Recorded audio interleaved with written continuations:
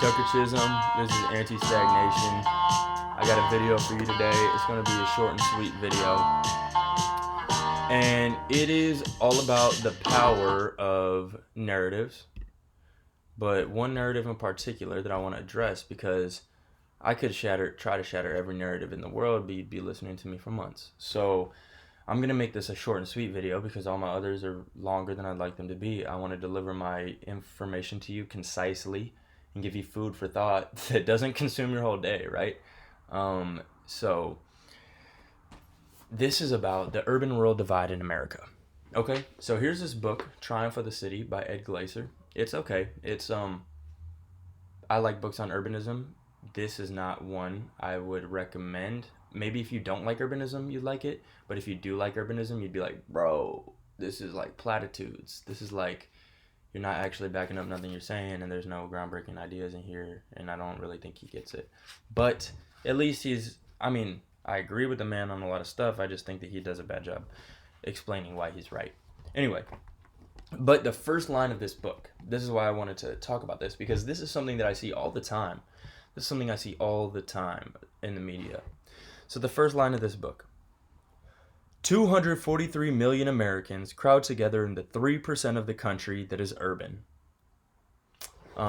He means 3% of the landmass of the country that is urban, considered urban. 243 million Americans live in the urban parts of the country. Is that true, Ed Glaser? Let's find out. Let's see what Pew Statistics got to say about it. So I'm looking at this Pew Social Trends. This is from 2018, but the numbers only run through 2016. This says, okay, between 2000 and 2016, the urban population, as they define it, which is the counties that have principal cities of metropolitan areas. The core county of a metropolitan area. So that would be, they have a map up here. So, that would be San Francisco County, Multnomah County in Oregon, whatever, Harris County with Houston, Dade County with Miami, or all 5 of the counties that make up New York City, etc.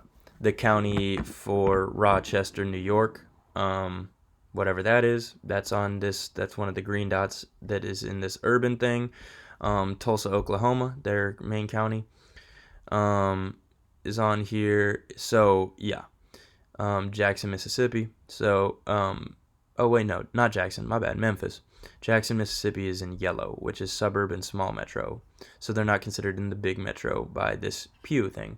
And that's why I think this is a pretty good Pew study to look at, because it has nuance dividing the urban and the suburban. And that's the narrative I'm trying to bust. That's what's very important for us. So according to Pew, based on how they've defined this, based on the counties of America, where they have these green counties that are the core counties of a metro area, surrounded by rings of yellow counties, and then that are the suburbs or small metros, and then surrounded by gray, which is the rural counties. It says urban population from 2000 to 2016 went 87 million to 98 million for 13% gain. Suburban population went 150 million to 175 for a 16% gain, the fastest growing segment.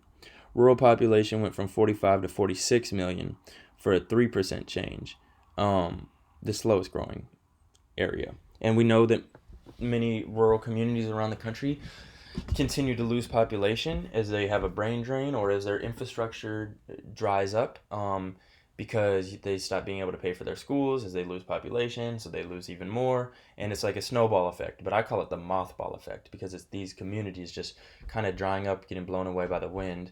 Hopefully they get reinvigorated. We have another baby boom, we get more immigrants, new Homestead Act, something like that, and we can get people back out living in the hinterlands in these strong, vibrant communities. But part of this is that those communities have had all their jobs go overseas. They've had their farmlands be monopolized by Monsanto and big agriculture. So there's a lot of problems out in the heartland, hinterlands, and that's why they're leaving the rural communities. But they're also not necessarily leaving the rural communities. It's that some communities stop being rural. And there's 2 ways that this happens. 1, they grow. Or 2, they start commuting. So the U.S. Census says that metro areas are defined based off commuter patterns. So let's say you take Austin, for instance. You got Austin, Texas, and then you have Round Rock, Texas above it, which is the biggest suburb for Austin. And then Round Rock would have other cities around it that are suburbs and exurbs, and then it trickles out until you get into the rural areas that are no longer part of the metropolitan region. But looking at this Pew study that I'm looking at, everything in the county is considered to be suburban or small metro because this is a county by county breakdown.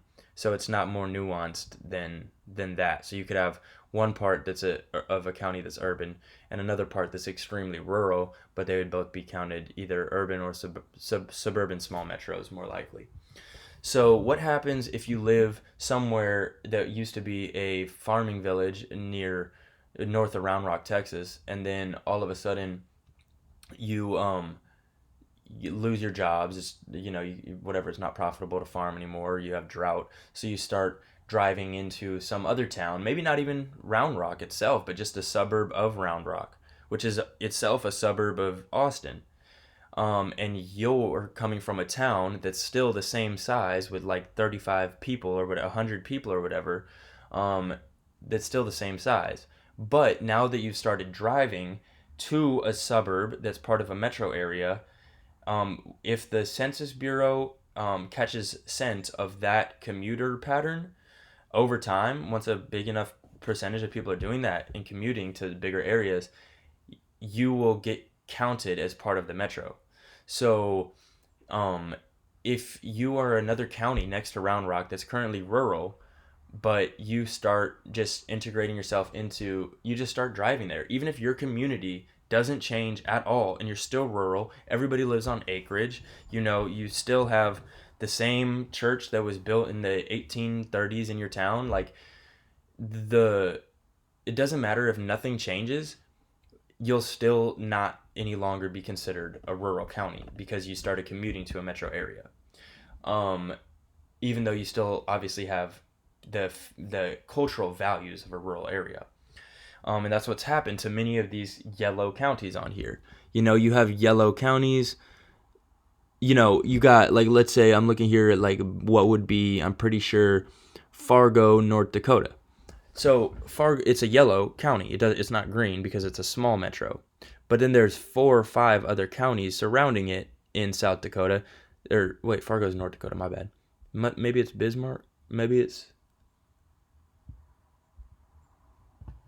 Sioux Falls. Sioux Falls. I don't even know. So but all of these places in the Dakotas are surrounded. It's not just one county of yellow each time. It's like 4 or 5 counties of yellow clumped up together each time. Now, I don't really think that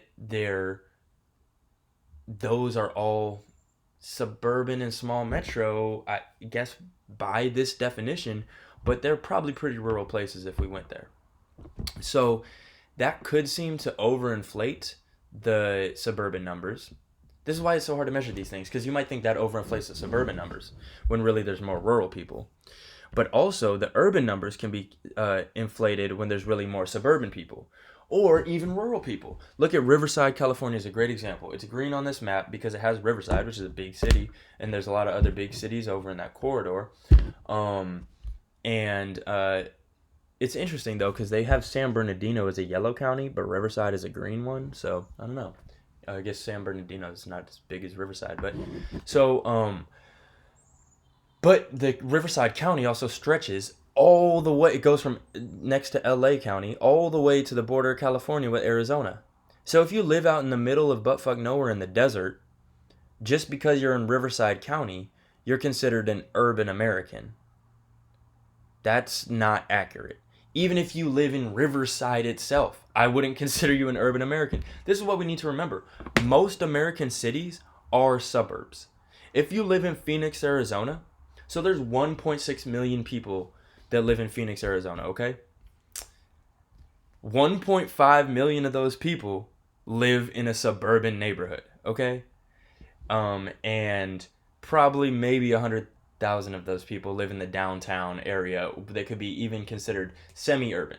But you pretty much go from this gradient of having skyscrapers in the middle of the city where a lot of people work to just having housing subdivisions for miles and miles and miles and miles. They're not even built in blocks. They're just cul-de-sacs and winding roads, and you can't navigate it.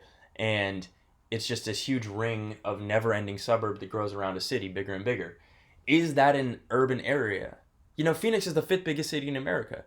But is it a city? Barely. Barely. Based on the built environment. And that's the same for Houston and San Antonio and Dallas, and all of their suburbs are even less what could be considered urban, if you could even try to consider those cities themselves urban.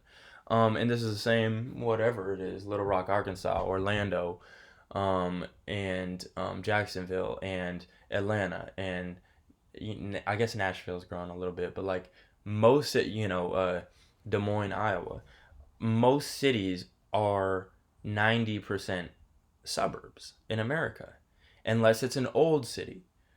Even being from Portland, the east side of Portland is primarily just single family houses. There's some apartment buildings, and they're building more now, but it's not like Philly where you got row houses. It doesn't feel urban. It feels like you're just walking through a neighborhood that it doesn't matter if it's in Portland, Oregon or Corvallis, Oregon. The neighborhood, the actual built environment is the same level of urbanity. So that's one thing that I think makes these numbers really hard to gather and distort, because you could also feel like an urban person living in a area that's considered suburban. If you There's a lot of old towns around Boston that have their own old urban cores from when it was colonial, before cars, before the metro area encompassed the whole area. Each town was its own individual unit. So you could live in an urban area that's in a suburban county of Boston, or you could live in,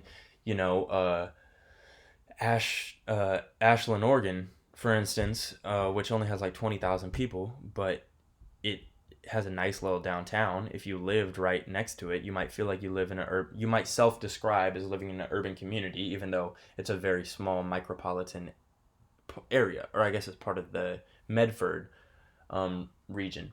So, but people in Medford, even though it's a bigger city, just like Grants Pass or Roseburg, which are also considered micropolitan zones, so they're not rural, but I'm sure the people that live there feel pretty damn rural, especially if you're in a suburb of one of those small areas.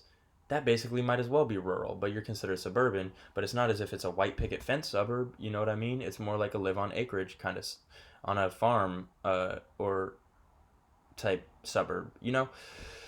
So I think it's just very complicated to measure these things. But there's a different Pew study. I can't find it right now, but I was looking at it a few days ago. And it was self-descriptions of where Americans live. And it said that 23% of Americans self-describe themselves as living in an urban environment, neighborhood. 21% self-described as living in a rural neighborhood. And 52%, sorry, I don't know why I'm brain farting. 52% describe themselves as living in a suburban neighborhood. So I'm going to take that 52%'s word for it.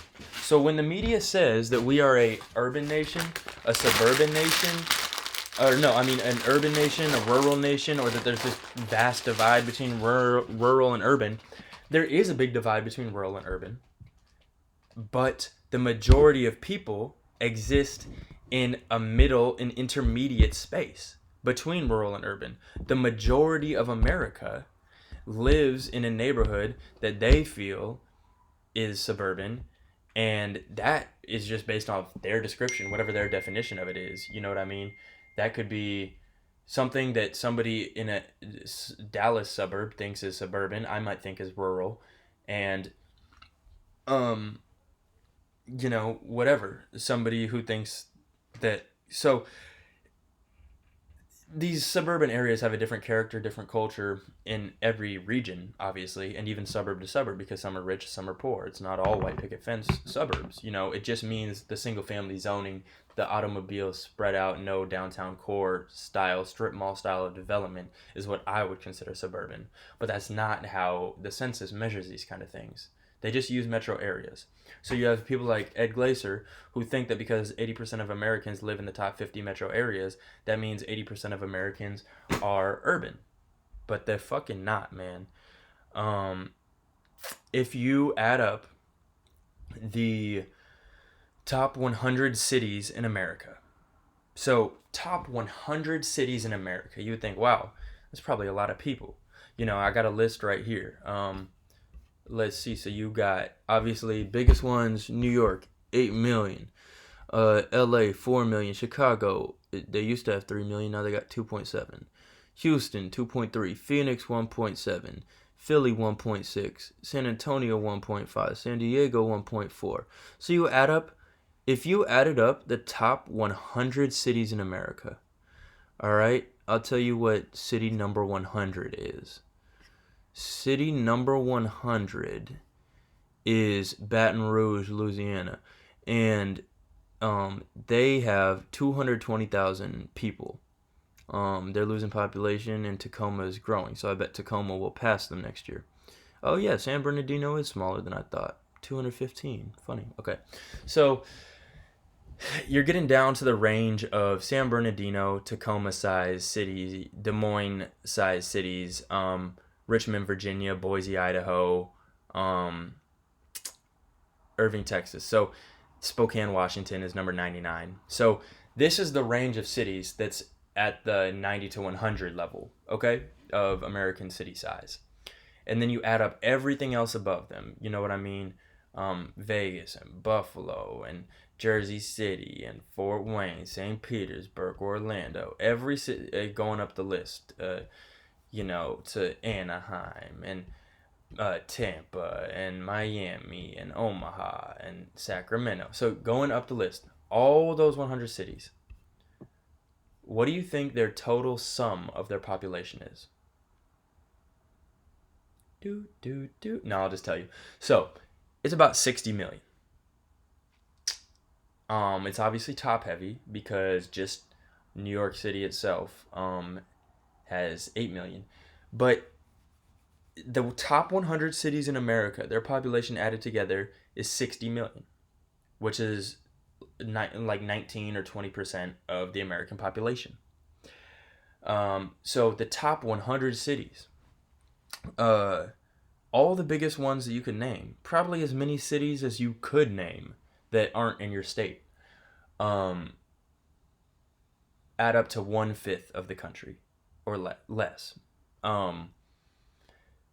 And you got to think about it, it's only diminishing returns from there because those have all the biggest cities. So if you added up the next 100 cities after that, the 100 to 200, they would have smaller populations each. And so therefore, it would add less to the total. So you might get to from 19% of Americans to 25% of Americans or something like that are living in the top 200 cities. And as you go down the list, the gains will be even more diminishing as you add up these cities, these metro areas. So that really paints a picture for you that the people that live in big cities is a minority. And that includes cities, of course, like Phoenix, like San Diego and San Antonio and Mesa, Arizona, that are just suburbs. El Paso, Texas. You know what I mean? Like these, Albuquerque, Tucson, these places that are suburbs. Their built environment is Bakersfield, California. Does not have any urbanism in it. These are places devoid of urban built character, even though they're big cities. And those are some of the top 10. You know what I mean? Even San Jose, which is one of the big, like, super liberal kind of city, or one of the elite coastal cities, still its built environment is very suburban. So when you try to when they talk about these narrative wars between rural and urban culture, and you try to conflate the two between your living in a city based on built environment or based on population size and how that correlates to the political views of that city, that is a false dichotomy. That is a false correlation that we should not be making. Because Ashland, Oregon is a lot more liberal than Medford, Oregon, even though Medford, Oregon is a much bigger city, obviously. Or Albany, Oregon is a lot more rural, or is a lot more conservative than, say, Gresham, Oregon, even though Albany, Oregon is much more urban in its like downtown building style than Gresham, Oregon is. So, um, that's why we should not be conflating these things. That's why we should not let the media drive us off a cliff with thinking that these rural areas are always shrinking, because really it's just the definitions are changing. To thinking that the cities are so ascendant when really the culture of each of these cities is so different. And the built environment of these cities, how people live in them, whether they use public transportation or private or cars, that's different, um, in from city to city. So I think when we talk about the urban rural divide in America, we always think it's like New York City versus like buttfuck Idaho. Well, that's rude. Versus Pocatello, Idaho. We always assume, which Pocatello, Idaho is probably not even considered rural. Like let me check it out on this map that Pew has for me. Is Pocatello, Idaho, motherfucking um um oh no, yeah, no, Pocatello, Idaho is a small metro region, so it's not rural. So based on the Pew definitions, that means that these 50 million people that Pew count as living in rural areas live in places that are smaller than Pocatello, Idaho, or smaller than places like um shit, man, I'm looking like Pensacola, Florida, smaller than places like um these places that I literally couldn't even tell you what they are. Rockford, Illinois, and Shreveport, Louisiana, and Huntington, West Virginia. So to be considered rural, you need to live in a community that is smaller than Huntington, West Virginia. And that's a high bar to set, but there's still 50 million Americans living under those conditions. But I just think that it goes to show that, it's not really a divide between New York City and Pocatello, Idaho, because the vast majority of Americans live, not the vast majority, but the real majority, which is definitely the biggest plurality of Americans, live in the suburbs. And so we shouldn't get swept up into the culture war between urban and rural, because really we're a culture of our own, and we need to figure out what we want to be, what direction we want to go in, and kind of set that, because the suburbs is also growing faster than the cities are, or the rural areas are. So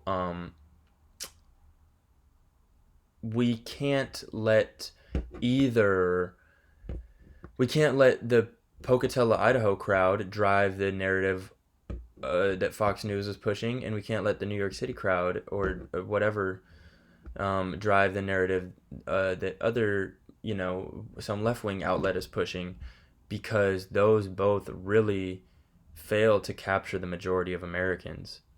I do think that the majority of Americans are more rural compared to more urban, but that's based on everybody's personal definition. There's probably stuff that I would consider rural that an actual rural person would be like, no way, dude, this is like a pretty poppin' town, And I'm like, oh, well, it seems like the boonies to me, because I'm from like a suburb right next to Portland. But that's what I'm saying, is most people are from those kind of suburbs where we are neither city folk nor rural folk. And the suburbs in America, this is the first time suburbs have existed like this. People throughout all of human history have either been city folk or rural folk. And you can even see this in the Epic of Gilgamesh. There's pretty much two archetypes of people. And America invented something different, something in between. I think it's bad for our environment, because it's created all these suburbs that sprawl everywhere and have eaten up all of our good farmland, chopped down all of our forests and stuff to build these houses, and it requires cars, and it makes us socially isolated. So I'm not a fan of the suburbs. But the reality is right now we're living in a nation of suburbs. So don't get sucked into the rural urban divide, because it's not accurate, okay? I had one other good ass point that I will make. I will make it. Yes, I will make this good ass point. But yeah, basically, I just want you to think about the fact that like the amount of Americans that actually live in the biggest cities in America is very negligible, And even those biggest cities are often like Phoenix, which is literally just a suburb. So that means that and let's remember that in Pew's numbers also, the 98 million Americans living in urban America that it's talking about right here, like includes not Phoenix, but all the other cities in the county of Phoenix, whatever that county is. So, Maricopa County. So, it's also considering all those, so that if that's Mesa, Arizona or something, then it's considering Mesa to also be urban, and then it'd be the cities beyond Mesa that are suburban. So the exurbs are what they consider suburbs, and suburbs are what they consider urban. So it really just shows that all of our statistics, the way that they take away from the rural population all the time and add it to the suburban and urban tallies, really distorts the image that we are a very spread out population. We are not clustered up like in Europe. And we're clustering at a greater rate, and I think that's good for us because we used to have more people that actually lived in cities. You know, Philadelphia had 2 million people, and now it has 1.5 million people. Why? Because those people moved from the cities to the suburb. Um, is that like bad? No, it's not bad except for the environment. Um, is that like so I'm not here to pass judgment on what's good or what's bad. I'm just here to shatter this narrative so that you can't get swindled into thinking that either you're fighting to save the heartland because all the rural parts of the country are dying, because they're not. The rural areas that are doing well are just not considered rural anymore because of the way that they classify them. If you're a rural area that where you have a wonderfully prosperous community and people are moving out to your town, um, but you commute somewhere else for work, you're not considered rural. So it's like the best rural areas are it's negative selection bias. They're taken off the list. Um, and that but the same thing could, I guess, happen in reverse hypothetically, but not really. If a metropolitan area is shrunk enough, it could stop being a core metro area and become instead one of the yellow ones, a smaller metro, and level down. So it's just how we classify these things and how we define them that are driving these media narratives, this culture war. It's not the actual reality of how most Americans are living. And I think that's just important to keep in mind. Most Americans are in that 52% that self describe their neighborhood as suburban. Um, and so we shouldn't get drawn to the extremes and towards polarization because there's not, and most people are not gun-toting, back road driving folks, and most people are not pink hat wearing or like pussy hat wearing, you know, social justice warriors in Portland. Most people are the suburban folks who are in the middle, and we can't forget that we are definitely the bulk of the population, and whatever we want to do that's going to work for us is what we should do rather than letting one or other of these false narratives drive the policy direction of our country. So there's more I could say about this, obviously, but I've talked long enough, and I just hope you get the gist for why, when they say 243 million Americans live in urban places, more Americans than ever are moving to the cities, it's like, that's not true. We even just saw. Well, maybe it's true now because some people are going back to the cities, which I think is a good thing for places like Detroit and Cleveland, and St. Louis. They need more people to go back there. But it's it's like a lot. It's just not true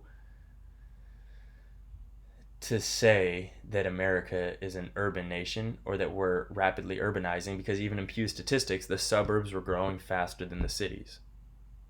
So, you know, we just gotta keep that in mind and not get drawn off course by if you're arguing over something that's not even what is actually happening in the world, then you're just wasting all of your energy.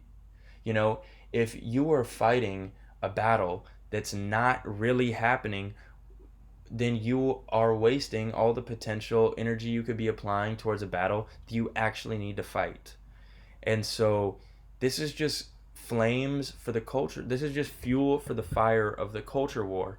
And the culture war is one that I'm not trying to fight because I'm on neither side. Most Americans are on neither side.